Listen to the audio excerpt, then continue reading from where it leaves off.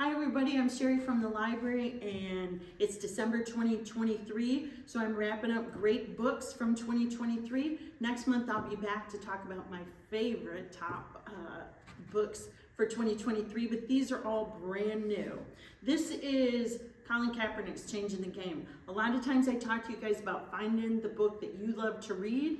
This is a graphic novel. You can see that it's a short book, and it's really the story of Colin's life, including how he first ended up playing baseball and thinking that was going to be his professional career before he became a football player, and how his life changes over and over and over again based on decisions he makes about who he wants to be in sports.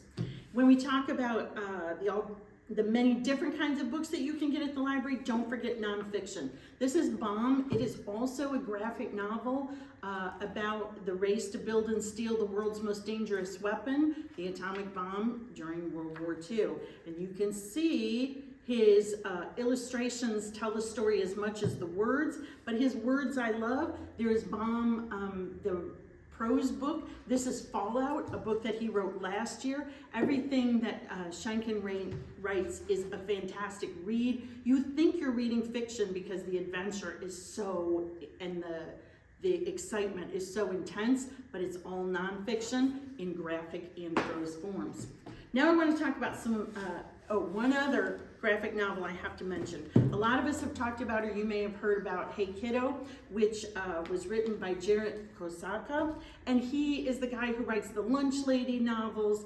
This is a story, Hey Kiddo, about his growing up in very difficult circumstances. His mom is not around a lot. He lives with his grandparents, and while they love him very much, there's a lot of anger and issues in their house.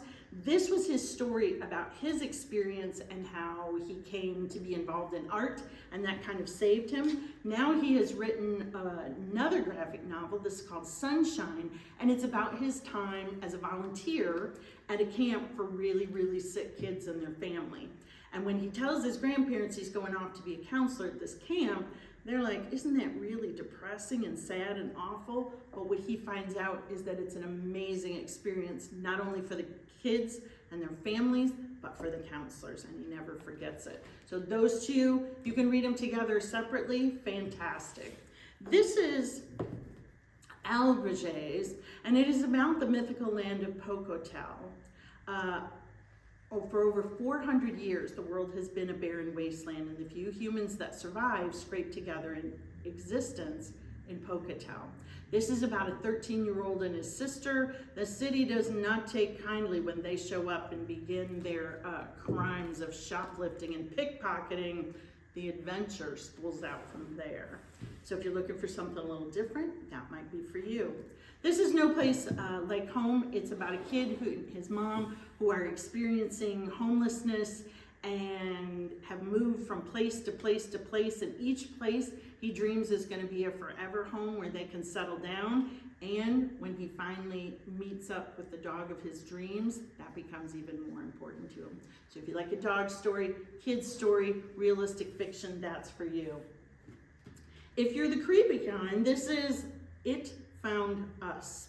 It's about a girl and her brother who find out there's going to be a late night hide and seek game at the cemetery, and they try to outwit each other with the pranks they pull on each other in the game. But when his best friend goes missing, the two of them have to figure out what's happened. And there's a lot of creepy things that are going on around them, including eerie whispers that sound like someone counting, the intermittent smell of smoke, and the cold lost presence that starts to follow them everywhere. So if you need a little something creepy for Christmas, there you go. This is The Wicked Ones. It picks up the stories of the two wicked stepsisters, Anastasia and Drusilla, who vow that they will never become as evil as their mother. Yet when they find out she's pitted them against each other in a contest, they change their minds pretty quickly. I also wanted to mention Christopher Paolini's new book, Murtaugh. This is not part of the Inheritance series, Aragon, etc., but it picks up a character, Murtaugh, who is mentioned and has a role in those books and takes his story both backwards into the life he had before we meet him in the books, and then the life that happens after those adventures. So if you love the Dragon Inheritance series, this is for you. This just came out, and I hope you love it. Last but not least, I want to mention Reign. It is the last in the series of the American Royals. I've talked to you about the American Royals a bunch of times, about the idea if George Washington was not our president, but our first king, and all his descendants ever after run the United States of America. The story started in American Royals, then it went on to Majesty, Rivals, Inheritance, and this is Reign. This is supposed to be the last in the series. I suggest you start at the beginning and read all the way through, but this one also stands alone as a great read if you like romance. Thanks, everybody. Remember that you can come into the library to get any of these titles, but so many more. We have new things arriving every day. And even though school will be on a holiday break, we are open all those days, so come on in and find the thing that you love to read. Thanks a lot. Bye.